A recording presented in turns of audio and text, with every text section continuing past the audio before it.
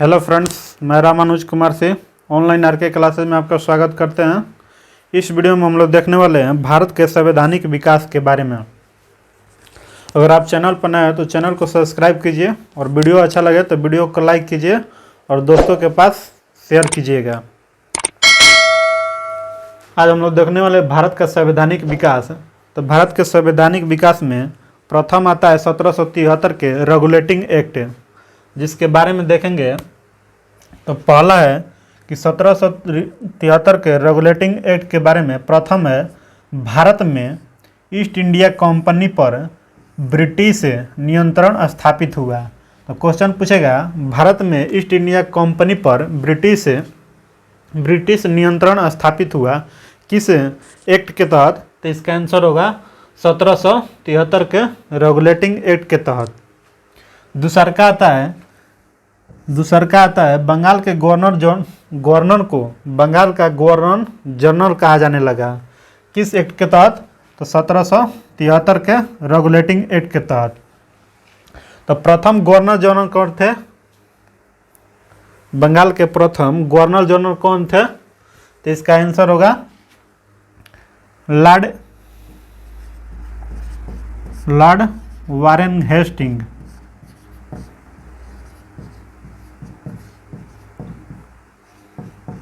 तो क्वेश्चन पूछेगा, बंगाल के गवर्नर को बंगाल का गवर्नर जनरल किस अधिनियम या किस चार्टर एक्ट या किस रेगुलेटिंग एक्ट के तहत कहा गया? तो इसका आंसर होगा 1773 के रेगुलेटिंग एक्ट के तहत।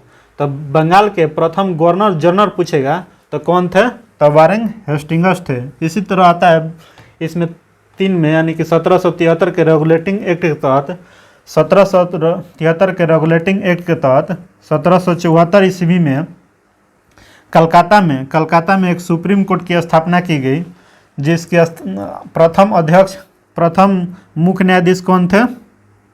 प्रथम मुख्य न्यायाधीश थे सर एलिजा इमफे। तो क्वेश्चन पूछेगा, किस एक्ट के तहत, किस रेगुलेटिंग एक्ट के तहत कलकत्ता में एक सुप्रीम कोर्ट की स्थापना किया गया? तो इसका आंसर होगा 1773 के रेगुलेटिंग एक्ट के तहत। और उसमें एक मुख्य न्यायाधीश और 3 अन्य न्यायाधीश थे। 3 जो थे अन्य न्यायाधीश थे। तो मुख्य न्यायाधीश कौन थे? तो सर एलिजा एमपे। यह क्वेश्चन बार बार पूछता है। नेक्स्ट आता है दूसरा का number, east India act 1784। East India act 1784 के तहत कंपनी में व्यापारिक एवं प्रशासनिक शक्तियों एवं कार्यों को अलग अलग कर दिया गया।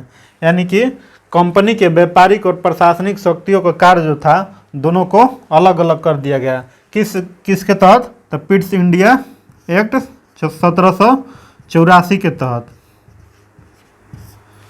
नेक्स्ट है 1793 के चार्टर एक्ट, 1793 के चार्टर एक्ट। इसके तहत नियंत्रक मंडल के सदस्यों को भारतीय राजस्व से वेतन देने की शुरुआत की गई। यानी कि किस एक्ट के तहत? क्वेश्चन पूछेगा, नियंत्रक मंडल के सदस्यों को भारतीय राजस्व से वेतन देने 1793 के चार्टर एक्ट के तहत। नेक्स्ट है 4 नंबर 1813 के चार्टर एक्ट।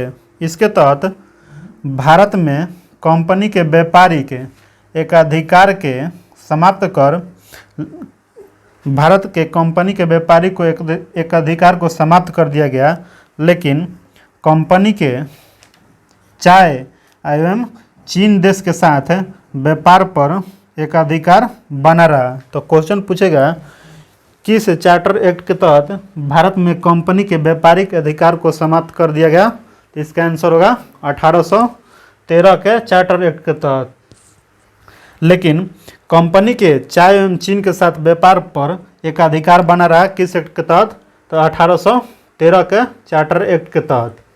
नेक्स्ट आता है 1813 के चार्टर एक्ट में भारत में शिक्षा के लिए 1 लाख रुपया, कितना? 1 लाख रुपया को वार्षिक वार्षिक धनराशि का व्यय प्रबंध किया गया, यानी कि भारत में शिक्षा पर प्रथम बार 1813 के चार्टर एक्ट के तहत प्रथम बार शिक्षा पर 1 लाख रुपया खर्च किया गया। तो क्वेश्चन पूछेगा कि भारत में शिक्षा के लिए 1 लाख यानी कि प्रथम बार 1 लाख रुपया की वार्षिक धनराशि का व्यय किस अधिनियम के तहत किया गया? तो इसका आंसर होगा 1813 के चार्टर एक्ट के तहत। नेक्स्ट है 1813 के चार्टर एक्ट के तहत भारत में ईसाई मिशनरियों को धर्म प्रचार की अनुमति दी गई। प्रथम बार भारत में ईसाई मिशनरियों को धर्म प्रचार की अनुमति दी गई किस चार्टर के तहत? 1813 के चार्टर एक्ट के तहत। नेक्स्ट आता है 1833 के चार्टर अधिनियम। नेक्स्ट आता है 1833 के चार्टर अधिनियम। 1833 के चार्टर अधिनियम के तहत बंगाल के गवर्नर जनरल को भारत का गवर्नर जनरल कहा जाने लगा। भारत का गवर्नर जनरल यानी कि बंगाल के शब्द पे भारत आ गया, यानी कि बंगाल के गवर्नर जनरल को भारत का गवर्नर जनरल कहा जाने लगा। तो भारत के प्रथम गवर्नर जनरल कौन बने? तो लॉर्ड विलियम बेंटिंग। लॉर्ड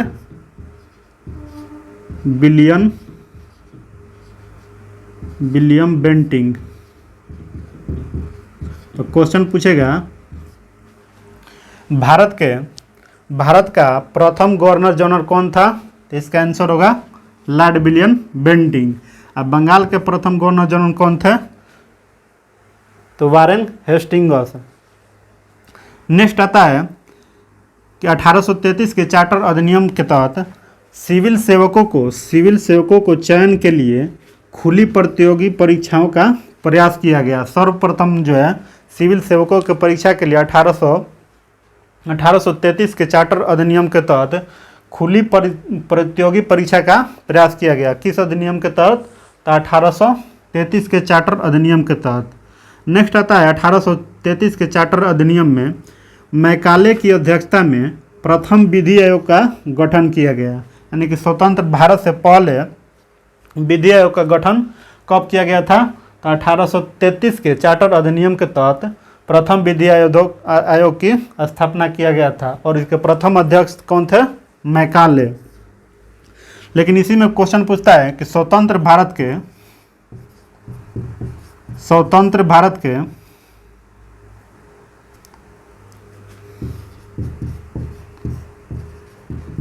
प्रथम विधि अध्यक्ष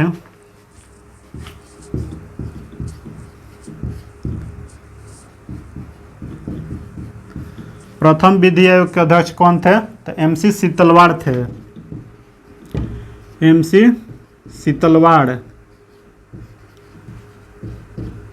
प्रथम विधि आयोग के अध्यक्ष कौन थे? तो MC सीतलवाड़। इसकी स्थापना कब हुआ था प्रथम विधि आयोग के? तो 1955 ईस्वी में। अभी वर्तमान में 22वें विधि आयोग के अध्यक्ष कौन है? ऋतुराज अवस्थी। तो क्वेश्चन पूछेगा प्रथम विधि आयोग की अध्यक्षता कब हुआ था? किसने किया था? तो इसका आंसर होगा मैकाले। और किस अधिनियम के तहत प्रथम विधि आयोग का गठन हुआ था? तो 1833 के चार्टर अधिनियम के तहत।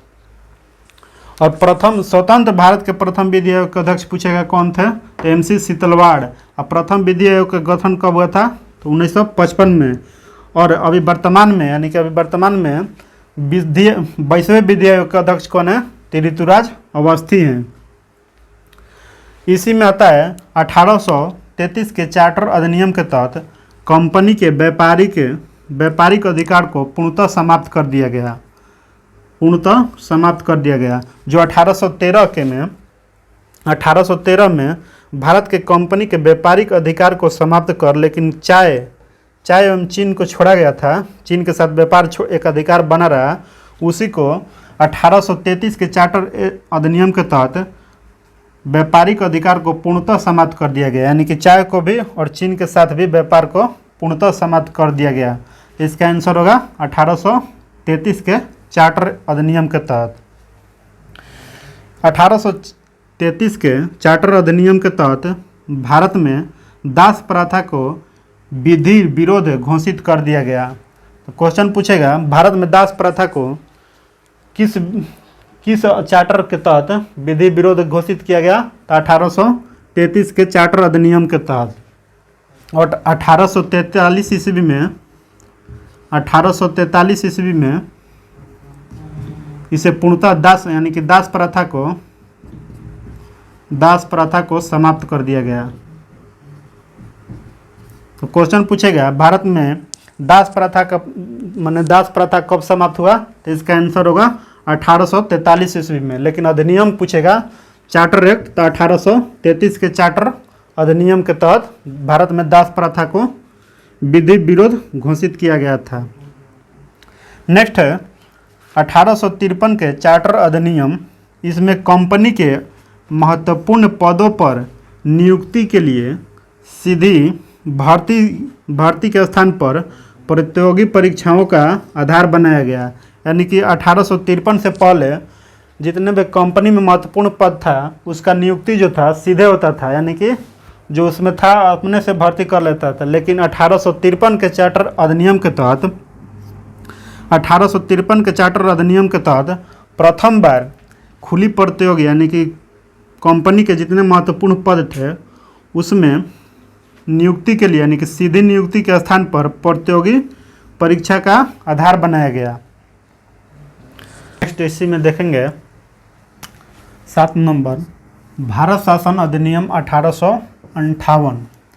इसके तहत भारत शासन अधिनियम 1858 के तहत भारत का शासन सीधी महारानी विक्टोरिया के अधीन चला गया। यानी कि भारत का जो शासन विधि था वो महारानी विक्टोरिया के हाथों में चला गया। किस अधिनियम के तहत?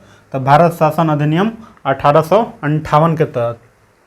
नेक्स्ट आता है भारत के गवर्नर जनरल का पद नाम बदलकर भारत का प्रथम वायसराय कर दिया गया। यानी कि भारत का वायसराय कर दिया गया था।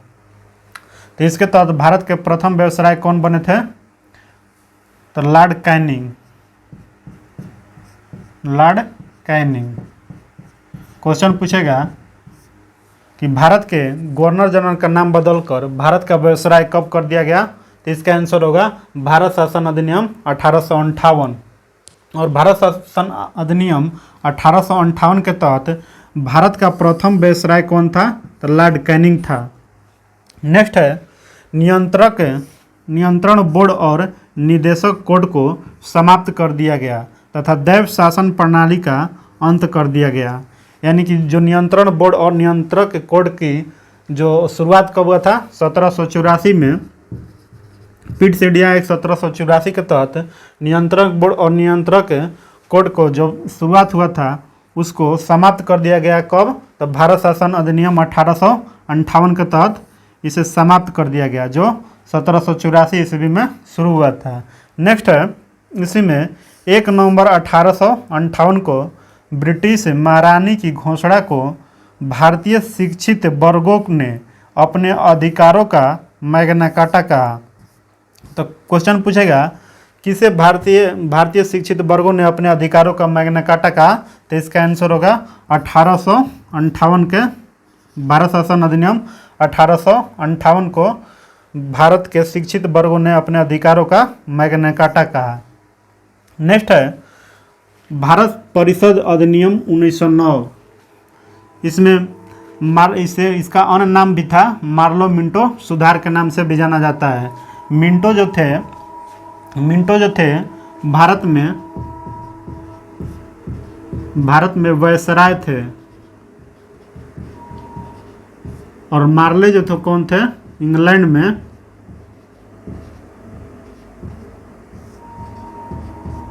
में भारत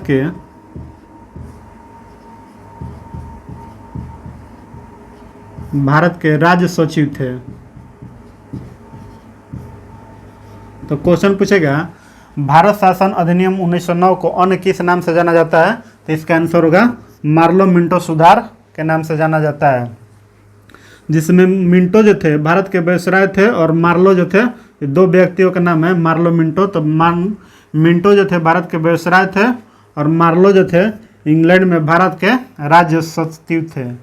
इसी में यानी कि भारत शासन अधिनियम यानी लॉर्ड मार्लो मिंटो सुधार के नाम से जाना जाता है। तो मार्लो मिंटो सुधार में पहली बार किसी भारतीय परिषद के साथ एसोसिएशन बनाने का प्रावधान किया गया। इसके तहत सत्येंद्रनाथ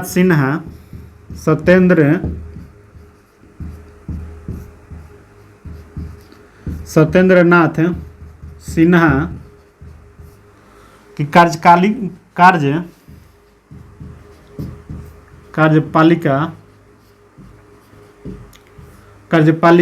परिषद के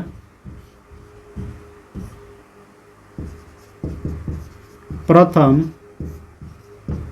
भारतीय सदस्य बने।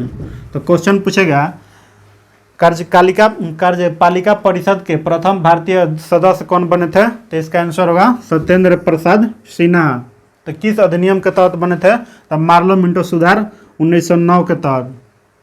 पहली बार किसी भारतीय परिषद के साथ एसोसिएशन बनाने का प्रावधान किया गया, जिसमें प्रथम सत्येंद्रनाथ सिन्हा को कार्यपालिका परिषद के प्रथम भारतीय सदस्य बने, वो भी विधि सदस्य थे। नेक्स्ट है इसी में भारत परिषद अधिनियम 1909 यानी कि मार्लो मिंटो सुधार में पृथक निर्वाचन के आधार पर प्रथम बार मुस्लिमों के लिए सांप्रदायिक प्रतिनिधित्व का प्रावधान किया गया। क्वेश्चन पूछेगा भारत में निर्वाचन के आधार पर पृथक निर्वाचन के आधार पर मुस्लिमों के लिए प्रथम बार यानी कि सांप्रदायिक प्रतिनिधित्व का प्रावधान कब किया गया? तो भारत शासन अधिनियम 1909 या मार्लो मिंटो सुधार 1909 के तहत। इसी के तहत आते हैं सांप्रदायिक यानी कि सांप्रदायिक निर्वाचन के जनक किसे माना जाता है? Lord Minto. क्वेश्चन पूछेगा सांप्रदायिक निर्वाचन के जनक किसे कहा जाता है? तो इसका आंसर होगा लॉर्ड मिंटो। नेक्स्ट है केंद्रीय और प्रांतीय विधान परिषदों को पहली बार बजट पर वाद विवाद करने, पूरक प्रश्न पूछने और मत देने का अधिकार दिया गया। तो कब दिया गया? तो भारत शासन अधिनियम 1909 के तहत यानी कि मार्लो मिंटो सुधार 1909 के तहत। इसके बाद का जो अधिनियम है नेक्स्ट वीडियो में हम लोग देखेंगे। तो शुरू से देखते हैं भारत शासन अधिनियम 1858 के तहत भारत का शासन सीधी महारानी विक्टोरिया के अधीन चला गया। जितना भी शासन था सीधे किसके हाथ में चला गया था? तो महारानी विक्टोरिया के हाथ में। नेक्स्ट भारत के गवर्नर जनरल का पद नाम बदलकर भारत का वायसराय कर दिया गया। तो क्वेश्चन पूछेगा कि भारत का वायसराय यानी कि भारत का प्रथम वायसराय कौन था? Lord Canning. नियंत्रक बोर्डों और निदेशक कोर्टों को समाप्त कर दिया गया। तो नियंत्रक बोर्ड और निदेशक कोर्ट कब शुरुआत हुआ था? 1784 के पिट्स इंडिया एक्ट के तहत। और नियंत्रक बोर्ड और निर्देशक कोर्टों की समाप्त कब दिया गया? तो भारत शासन अधिनियम 1858 के तहत। इसी में 1 नवंबर 1858 को ब्रिटिश महारानी की घोषणा को भारतीय शिक्षित वर्गों ने अपने अधिकारों का मैग्ना कार्टा कहा। तो क्वेश्चन दे देगा भारतीय शिक्षित वर्गों ने अपने अधिकारों का मैग्ना कार्टा किसे कहा? तो भारत शासन अधिनियम 1858 को। नेक्स्ट है इसी में भारतीय परिषद अधिनियम 1909। इसमें मार्लो मिंटो सुधार के नाम से जाना जाता था, जिसमें 2 व्यक्ति थे, एक तो मार्ले और एक तो मिंटो। तो मिंटो जो थे भारत के प्रथम वायसराय थे और मार्लो जो थे इंग्लैंड में भारत के राज सचिव थे। इसी में पहली बार किसी भारतीय परिषद के साथ एसोसिएशन बनाने का प्रावधान किया गया। इसी के तहत सत्येंद्रनाथ सिन्हा जो थे कार्यपालिका परिषद के प्रथम भारतीय सदस्य बने थे, वो भी विधि सदस्य बने थे, विधि आयोग के। नेक्स्ट है इसी में पृथक निर्वाचन के आधार पर मुस्लिमों के लिए सांप्रदायिक प्रतिनिधित्व का प्रावधान किया गया। कब किया गया? तो 1909 के मार्लो मिंटो सुधार के तहत। इसी में सांप्रदायिक निर्वाचन के जनक किसे माना जाता है? क्वेश्चन पूछता है सांप्रदायिक निर्वाचन के जनक किसे माना जाता है? तो लॉर्ड मिंटो को। इसी में केंद्रीय और विधान परिषद में पहली बार बजट पर वाद विवाद करने, पूरक प्रश्न पूछने और मत देने का अधिकार दिया गया। अगर आपको वीडियो अच्छा लगे तो वीडियो को लाइक कीजिए और चैनल को सब्सक्राइब कीजिए और दोस्तों के पास ज़्यादा से ज़्यादा शेयर कीजिए।